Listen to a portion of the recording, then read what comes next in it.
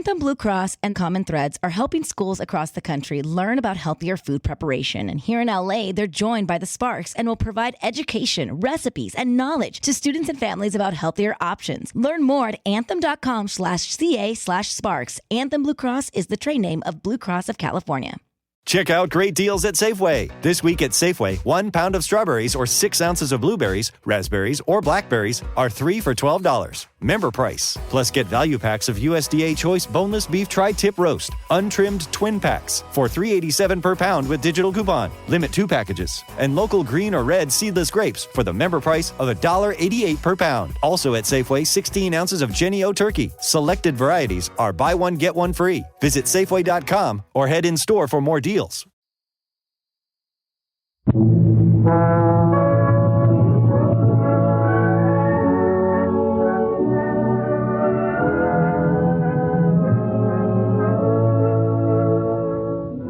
NBC University of the Air, a public service of the National Broadcasting Company and its affiliated independent stations, presents another chapter in the historical series, We Came This Way.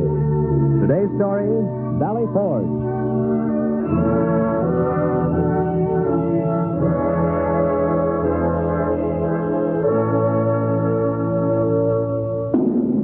December 1777, Valley Forge, crucible of faith, the ordeal of the American Revolution. Valley Forge. It was so different in the spring. The sun was on the green meadow, and the scent of wild honeysuckle was on the wind. The kingfisher waited for the shad at Pauling's Ford, while overhead the migrant ducks rising from the sound wound with the Schuylkill. Ice is on the Schuylkill now. Ice and snow. It is winter. Cold. Very cold. The coldest winter in the memory of Pastor Muhlenberg. And blood is on the snow of Pennsylvania. A fine dust of hail runs before the wind and covers the bloody footprints. But always the blood reappears. Confirmation in crimson that the army remains. On a rise of ground, a frozen sentry leans into the wind and presents 20 pounds of musket to the officer of the day. The two men shiver, and the sentry kneels to bind the rags tighter around the shoeless stumps of his feet. Below in the valley lie the naked, starved rabble of the Continental Army of His Excellency, the Commander-in-Chief, General George Washington.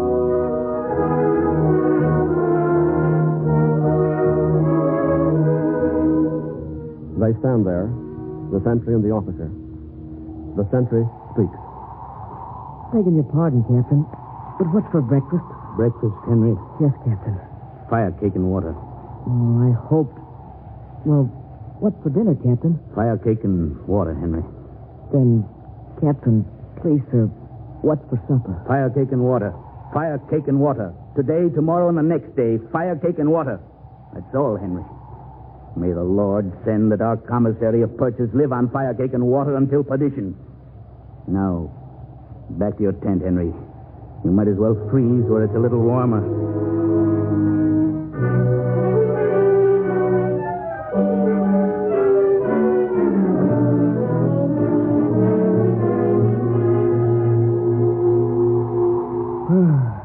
It's cold in here, Burke.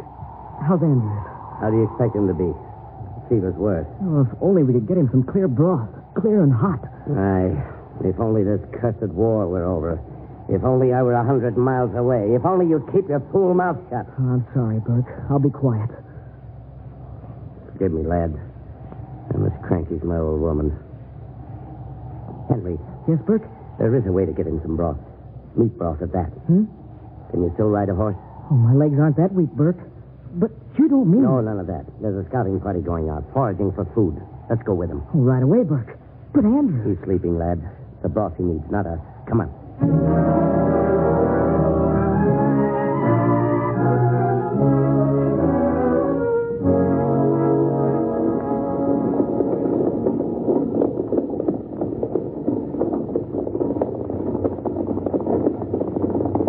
Pull up, Farmer. Pull up there. Yes? What do you want? There's meat in the wagon, Captain. Pull it out, Buck. Yes, sir. That meat belongs to me. Yes, It's veal, Captain. Fine veal, sir. Put it down, you blackguards. That meat belongs to me. Does it, Farmer? I say the meat belongs to me. Good. Then we can talk business. Where you bound? Well, that's my business. You go to Philadelphia, Farmer, don't you? I said that's my business. You tell the Lord Howe and leave us to starve. Look, men, easy, I said, easy. Farmer, we're not thieves, we're soldiers. The Army pays 10 cents a pound for veal. It's a good price. The British pay 10 shillings. You dirty profiteering dog. Back, Buck. Well, I say pull back. Well? yes, Captain. Back, girl. Back. Farmer, if you are an American, you'll not sell to the enemy and see your own soldiers go without. I don't know anything about that. Have you silver? No, but we've good continental currency. Continental currency, do you say? Give me a wagon load of your continentals. I'll give you my veal pound for pound. All right, Farmer. You can go. But we shan't forget.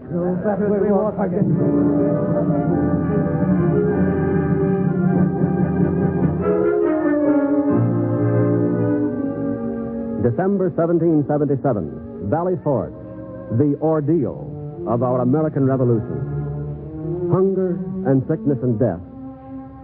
Young Henry King and Bert the veteran returned to their tents without food and watched their tent mate Andrews lie still in fever. Then, wearily, they trudged to Dr. Waldo's surgery for a little medicine for Andrews and some for themselves. You're the next. The name's Burke, sir. All right, Burke. What's with you?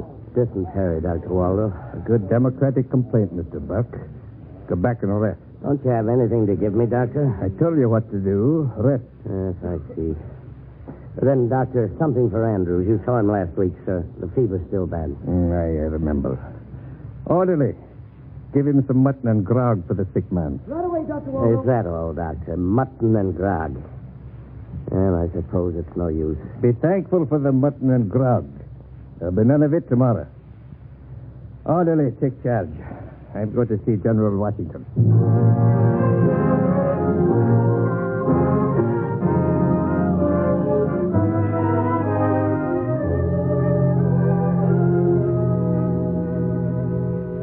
General Washington, I come to you direct. We must have more supplies. I know, Doctor. But see General Mifflin. That's his responsibility. If you please, sir, I've been to him many times. It's no use. General Washington, we need straw. Straw, Doctor? Well, let the horses do without straw. You don't understand, sir. It's for the men. 200 sick men are sleeping on the floor of my surgery. They can't sleep on the floor much longer. Our cattle have better in comfort. Very well, Dr. Waldo. I'll talk to General Mifflin. Thank you, General Washington. And please, sir, vinegar also. Vinegar? Aye, it's for the scurvy. We must have vinegar. I don't ask more now. Only straw and vinegar. All right, Dr. Waldo. I beseech you, sir. There is itchy scabies and typhus. By day and by night, I amputate frozen fingers and toes and arms and legs, sir. More than a man can stand. There's galloping consumption among the men. And the French disease... Oh, spare me the details, Doctor. I'm sick myself. We're all sick. And tired. Dr. Waldo, I'm so tired.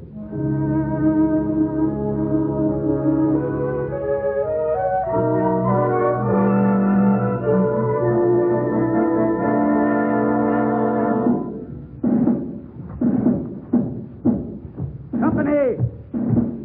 Halt! At ease! Men, I have good news. There's a Christmas present come from our allies, from the French. It's a food, Captain. Better than food, Bert. Listen, men. The Commander-in-Chief, General George Washington, congratulates the Army on the arrival of a French vessel at Portsmouth Harbor. She carries a cargo... Listen, men. A cargo of 40 brass cannons, 4-pounders, men, 19 9-inch mortars, 500 9-inch bombs, 4,120 stacks of arms.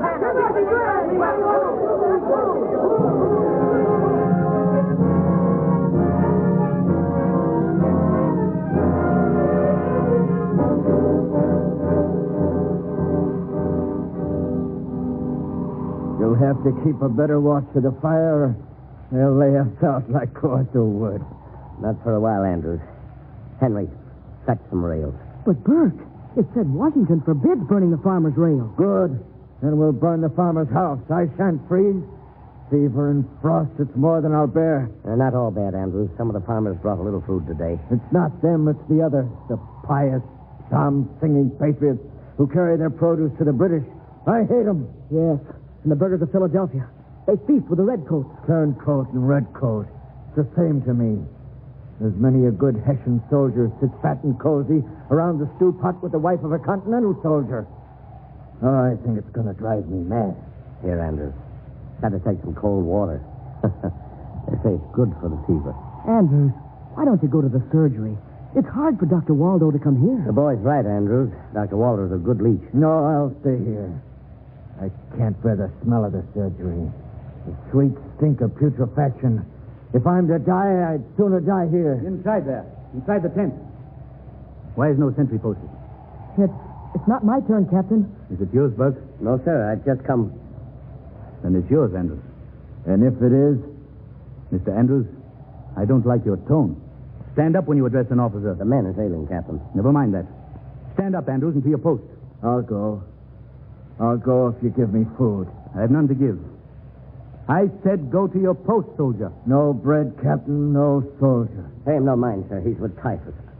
I'll go for him. Bert, you've just come back. Let me go instead. Thanks, lad, but it's all right. For an old hand like me, this cold isn't so bad. Give us your scarf, Henry, and another wrapping for the feet. You won't report Andrews, Captain, will you? He's not accountable now for what he says. I understand, Burke. You're a good man. I won't report him. Now go to the post.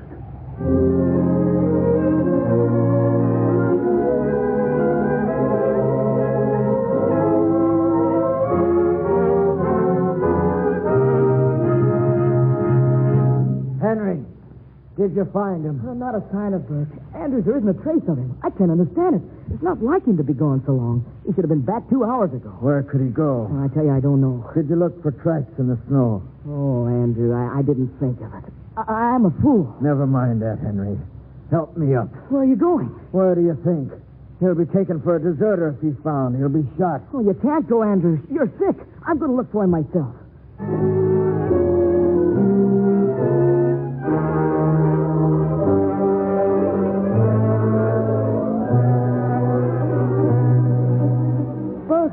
Jonathan Burke! Burke! Jonathan Burke! Do you hear me? Burke! Jonathan Burke! Burke! Burke! Young Henry King, in the bitter December of 1777, looking for Burke, the veteran soldier, looking in the Pennsylvania snow for tracks, hoping, going further from the camp, moving out of bounds, while Andrews waited, burning up with fever and fear. Burke! Oh, thank God. Did you follow me, lad? You'll be reported missing. They'll take you as a deserter. Me? Are you crazy, Henry? Then why? Look, there, on the road. Deer tracks. All the way through the woods to the Perkiomen Road. Somewhere nearby, there's a deer run. Meet Henry. Meet for Jack Andrews. Burke, someone's coming. Why, there's nothing to hide. Stay right with me, boy. Burke, it's the captain. Whoa there. Who goes down the road? It's us, Captain. Jonathan Burke and Henry King. Hello. And why are you out of bounds? We're seeking game, Captain. Is that so? Go back to your tent. Both of you. You know better. It's to know better, sir, that a man in our tent is perishing for the lack of a bit of fresh meat. I'm truly sorry, Burke. But don't go any further. Oh, there isn't a man in the regiment knows the woods better than Burke, Captain. Makes no difference. Go on back. Ain't no man to stop me, Captain. Not even General Washington himself. Mr. Burke, do you rebel? Rebel? The word is apt, Captain. Why not?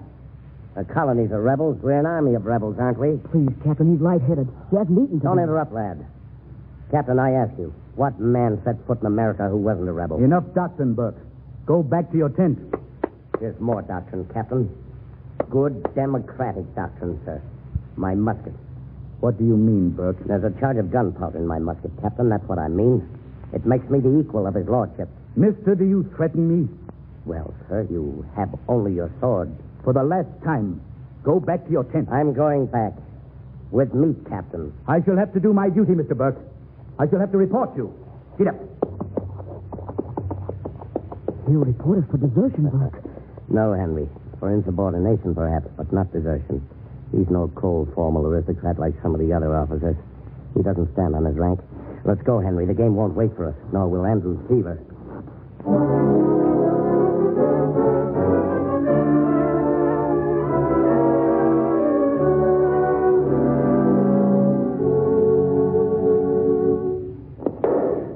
Good shot, Henry. That got him.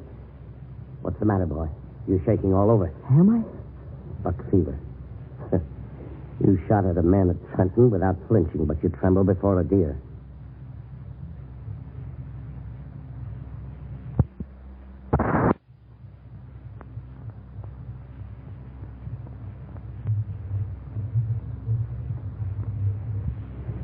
Oh, curse the war that makes a lad like you. Oh, we're in for it, Burke. They heard the shot. Around the men. Looks like we caught a couple of deserters. Don't let them get away.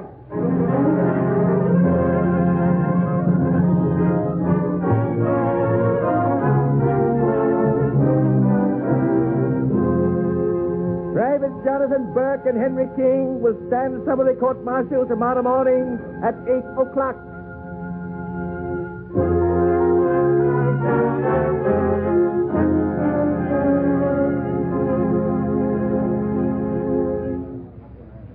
Those are the charges against them, General Washington. I see. Gentlemen, what have you to say? You can have a lawyer if you wish.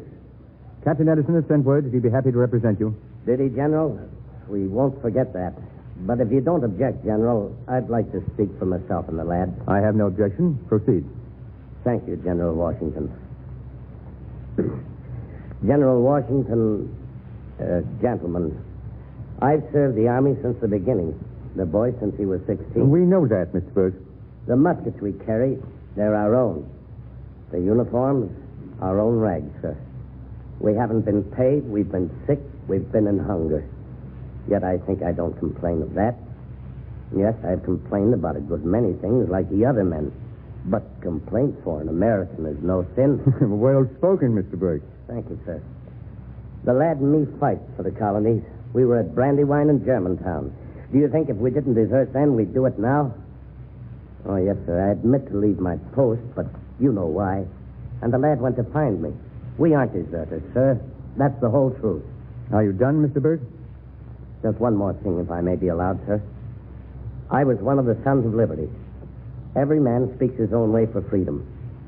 You've seen some men who sold beef to the enemy and thought they did it for freedom. But I ask you, sir, have you known one carpenter, one cordwainer, one mechanic to betray the cause? If I offend in saying that, sir, well, I'm sorry. But I tell you again, the lad and me are good Americans. What, Mr. Burke, what is an American? An American? I don't rightly know, sir. Unless it's what a man is and not what he has. A philosopher. Tell me, Mr. Burke, do you make texts like Bishop Berkeley when the enemy approaches? No, sir. I leave text for Lord Howe. How so? To explain to His Majesty why he wins every engagement and yet cannot defeat us. No, I like you, Mr. Burke. I think you're a good soldier. Because of it, I'm sorry to say that nothing you've told us has altered our decision. Everything you've told us convinces me that you are fine men, both of you. But an army rises and falls on discipline, and you have broken discipline. I'm sorry, Mr. Burke, but for the good of the army, we shall have to make an example of both of you.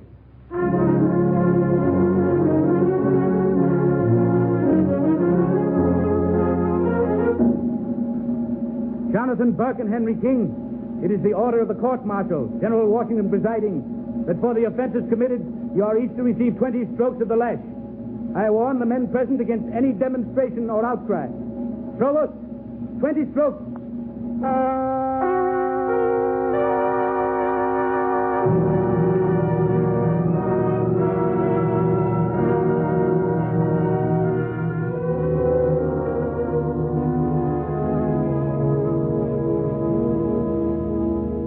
Burke.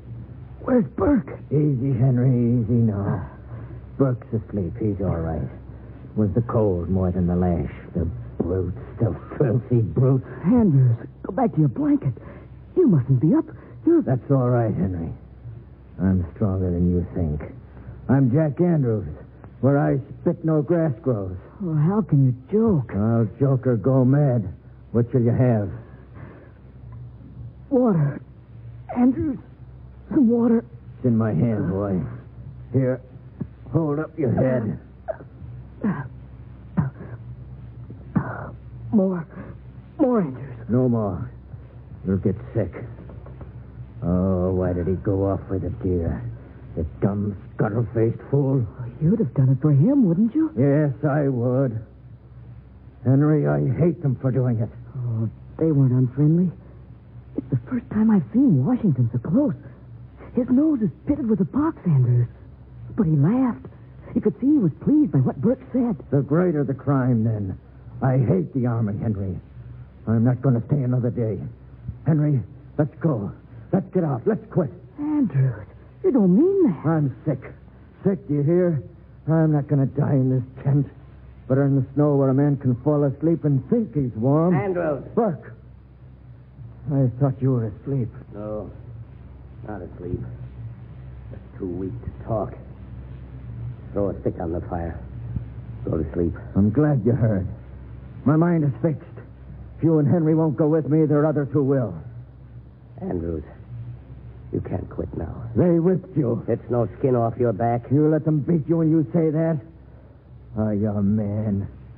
Jonathan Burke, will you snivel and smile and give a kiss for a lashing? You're sick, Andrews. But I'm not mad. You were lashed. I had a fair trial. Your back isn't fair, Jonathan Burke. It'll heal. Go back to your blanket. Oh, no. I'm going. Out. You're going to stay here. Why? Tell me why. You belong here. You belong here. That's why. Men like you don't run from a fight. You just can't run away, Andrews. The fight follows. And you have to fight alone. What's the difference? You know what it is. No single man can make the fight. But all men together. That way. Together. Andrews, you can't run from the fight and find what you look for. What you look for is right here. Whose fight? The merchants? The aristocrats? Yes, the merchants, the aristocrats, if you will.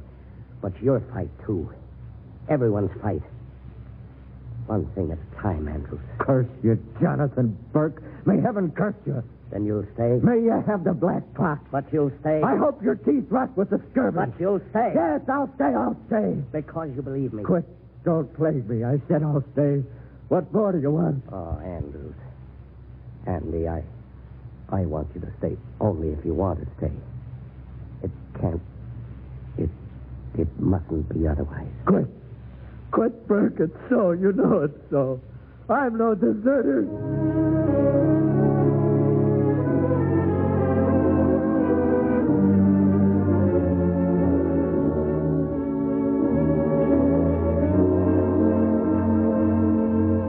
Don't go, Captain. I want to talk. You need sleep, General Washington. Let Lord Howe sleep. I'm depressed. Tired and weary and depressed. You have tribulations enough for one man. I doubt myself, Captain. Am I worthy of the fidelity of the men? I've always failed. That isn't true, sir. Ah, but it is true. It's always been true. At Fort Necessity 30 years ago, I failed. The Ohio campaign, failure. It hasn't changed.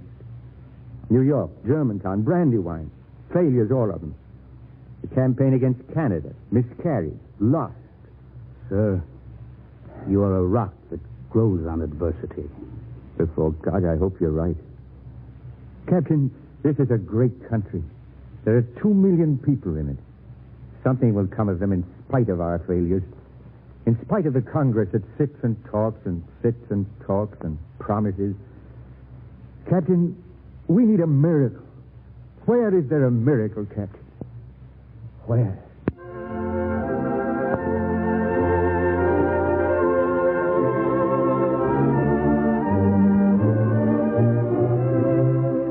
Valley Forge was the miracle.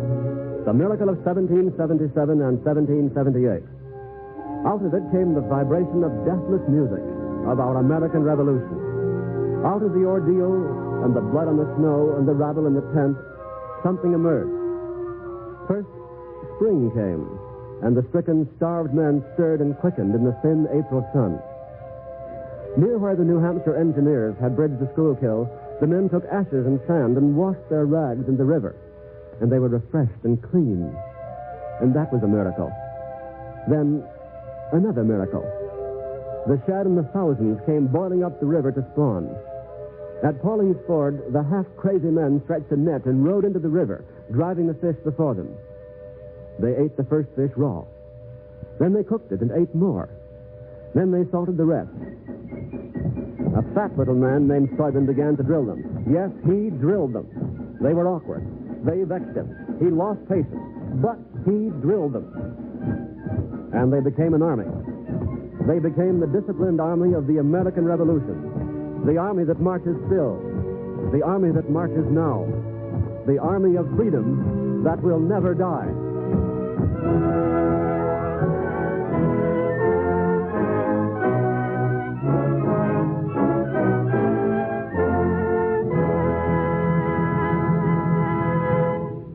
Tonight we have our guest speaker, Martin B. Mangan, Administrative Assistant to the Chairman, War Finance Committee of Illinois. Mr. Mangan has important information to give us on war bonds. Mr. Mangan. Today is the anniversary of the Bill of Rights, which grew out of the struggle of the hungry and ragged little band of colonists at Valley Forge. Today's war, too, is being waged for the freedoms and rights of individuals. The bonds that help finance it are called the People's Bonds. The Series E War Savings Bonds, which were designed as a protection to the individual, are built around the principles written in the Bill of Rights. They may be owned only by individuals. The owners alone have the right to redeem the bond. The Treasury Department may not call this bond prior to maturity.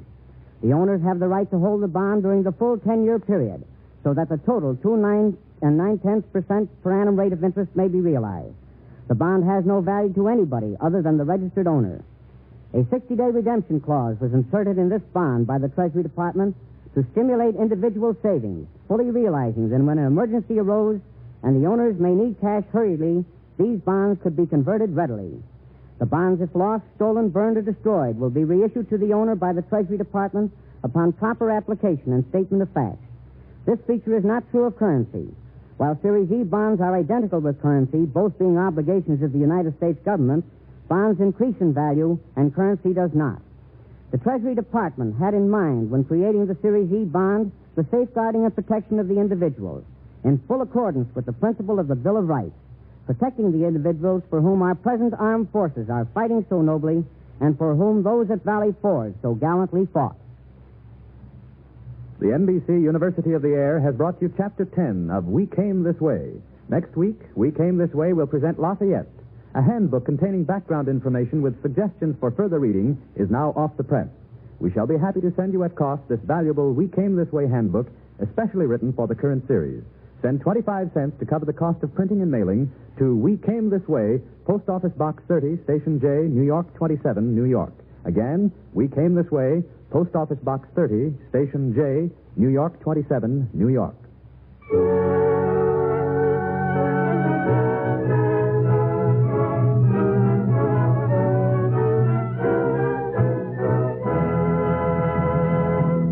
Valley Forge was written by Morton Wishengrad and directed by Albert Cruz.